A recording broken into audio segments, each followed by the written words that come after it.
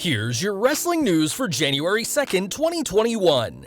And your headlines for today include: several WWE superstars decline new contract offers. WWE no longer in talent hoarding mode.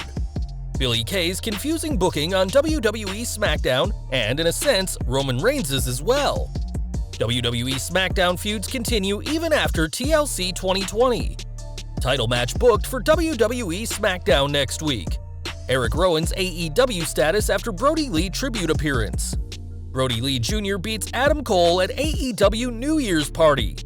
Tony Khan thanks Brodie Lee's family for joining AEW to celebrate his life. AEW reveals new video from after Brodie Lee Dynamite tribute. What WWE is planning for Bray Wyatt and Randy Orton at Royal Rumble.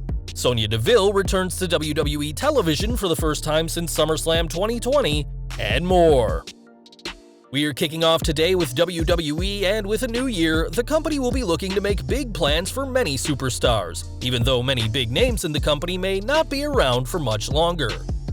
According to Fightful, several new contracts were offered to the roster in mid to late 2020, but superstars were disappointed with the deals, especially compared to the massive contracts that were offered 12 months prior. Those massive contracts were offered in 2019 to stop superstars going to rival promotions such as AEW or Impact, as the company would rather superstars go unused in WWE than be out of their control. It's been reported that at least half a dozen talent refused the new contracts that were offered in 2020, although it was also noted that some are waiting until things get back to normal and the company can start touring again before they consider re-signing. It's also possible that some wrestlers are waiting for a better deal to be presented to them, either by WWE themselves or by a rival promotion, before they put ink to paper. Whatever the case, WWE's roster may be slimming down in 2021, and time will tell if any big names end up leaving the company over the next 12 months. It wasn't too long ago that WWE were signing as many big names as they could get, and locking their current roster into lucrative, multi-year deals. That's now no longer the case, as Fightful's report added that these lower offers made by WWE compared to the end of 2019 is because the company is no longer in what's being described as talent hoard mode. WWE NXT is also offering different deals which are shorter than what were previously offered, as the company isn't in the mood to keep people on their payroll if they're not being used. WWE seemingly isn't too worried about members of the roster signing with AEW, a factor that led to some of the huge contracts being offered in 2019, so it's possible that AEW's roster may see more former WWE superstars join the ranks soon enough. SmackDown news now, as Billie Kay added the role of manager to her resume this week as she put together the team of Natalya and Tamina to face the Riot Squad. The match was confusing to say the least, as despite being the manager of Natalya and Tamina, Kay was cheering for Ruby Riott and Liv Morgan throughout the match. Over the past few weeks, the Australian superstar has made it abundantly clear she wants to become the third member of the Riot Squad, and even if this does happen, we're not entirely sold on this idea. There's a huge disconnect between her over-the-top vibe and the Riot Squad's punk rock gimmick, and though we're sure it could make for some comedy at first, we imagine fans would grow tired of it quickly. One of WWE's main issues with SmackDown is how badly some superstars are written, and if Kay does indeed join the Riot Squad, we expect her to be split from the group without much of an explanation, if any, within a month's time. Speaking of strange booking, we couldn't help but notice how Roman Reigns took much longer than the rest of the world to figure out Adam Pearce had made the main event, leading us to believe that the Universal Champion doesn't watch his own show. Perhaps he finds all his SmackDown news from watching Slat Rock Wrestling, and whilst we certainly hope he does, the Tribal Chief should probably be watching the show he's on. Kay and Reigns weren't the only oddball decisions made during this week's edition of the Blue Brand, as the start of a new year doesn't mean new feuds for SmackDown. Instead, the storyline between Roman Reigns and Kevin Owens continued this week, despite the Tribal Chief beating him in both a TLC match and a steel cage match last week. And it looks like the SmackDown Women's Championship feud between Sasha Banks and Carmella will be carrying on also. SmackDown has one of the best rosters in all of WWE right now, and yet Reigns seems destined to tussle with Owens forever, rather than someone like Aleister Black, Murphy, or even Daniel Bryan. That's not to say the feud hasn't been entertaining, as Owens and Reigns have had some great matches, but even the biggest fan of both men is probably getting bored of the two trading beatdowns, especially after it's been established not once but twice that Reigns is the superior superstar when the Universal title is on the line. It looks like WWE is more than happy to coast until the 2021 Royal Rumble pay-per-view at the end of this month, which should hopefully give us something new and fresh on the road to WrestleMania 37.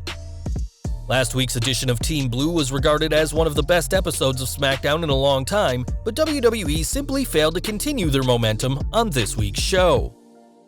Hopefully next week's edition of SmackDown will be better, and the show is already off to a promising start with the first title defense for Intercontinental Champion Big E booked for the January 8th show. Big E and Apollo Crews teamed together this week, and in a post-match backstage segment, Crews requested a title match, a wish that was granted by the champion. As a former United States champion, Apollo is sure to give Big E a challenge in their title match, but we expect Sami Zayn will be nearby to spoil things for both competitors. This will mark Big E's first title defense since winning the gold on the final SmackDown of 2020, and his reign will be a short one if Apollo Crews has anything to say about it. AEW news next as Erick Rowan recently showed up on Dynamite paying tribute to his former tag team partner Brodie Lee on this week's show. Now going by Eric Redbeard, his appearance quickly led fans to speculate on what his future holds, especially after it appeared the Dark Order accepted him as part of their family. Fans shouldn't expect to see more of Rowan on Wednesday nights, however, as the Wrestling Observer newsletter is reporting that this appearance was a one-off surprise. That doesn't mean the former Bludgeon brother won't sign a deal with AEW down the line, but for now, his appearance was solely to pay tribute to his former tag team partner, who was taken far too soon. We can't possibly imagine how the Exalted One's son, Brodie Lee Jr. is feeling right now, though AEW is going out of their way to help the youngster out, even signing him to a legitimate contract. Negative One is already making headlines for the company, as in a video from AEW's New Year's party, Dr. Britt Baker shared video of Lee Jr. in action where he can be seen taking on NXT's Adam Cole in an unsanctioned match. Cole was more than happy to put the Exalted One's son over as Brodie Lee Jr. picked up the win after his father's spinning lariat. It's also been reported that the kid went ballistic on the Dark Order with a kendo stick backstage at AEW Dynamite, and shortly before his passing, the Exalted One got to see his son defeat AEW World Champion Kenny Omega in an unsanctioned title match. Though it may be several years before we see him compete in the ring, having a win over a former NXT champion and the reigning AEW World Champion is an epic way for the 8-year-old Brodie Lee Jr. to start his wrestling career. This has clearly been a difficult time for the entire Lee family, and in a tweet, Tony Khan gave a heartfelt thank you to Brodie Lee's wife Amanda, as well as his son. On social media, Khan said it was an honor sharing the ring with them, and added that it was great to spend New Year's Eve with them, where Lee Jr. won countless unsanctioned matches against top stars. AEW's Twitter account has been filled with footage from their Celebration of Life for Brodie Lee event, including exclusive footage after the show of Tony Khan giving Lee Jr. a huge hug in the middle of the ring. There was a "Thank you Brodie" chant that echoed around the Daily's place as Lee Jr. had a tender moment with his mother, who held the TNT Championship for him. Amanda also got a chant of her own, as did Nolan, her youngest son, who was backstage during the presentation. Brodie Lee Jr. was also described as the TNT Champion forever, and now fans can watch these very emotional scenes that happened when this week's edition of AEW Dynamite went off the air. Back to WWE now, and we're looking ahead to this month's Royal Rumble pay-per-view. We've already mentioned that WWE is continuing several feuds that seemingly ended at TLC 2020, and now fans can expect another match between Randy Orton and The Fiend.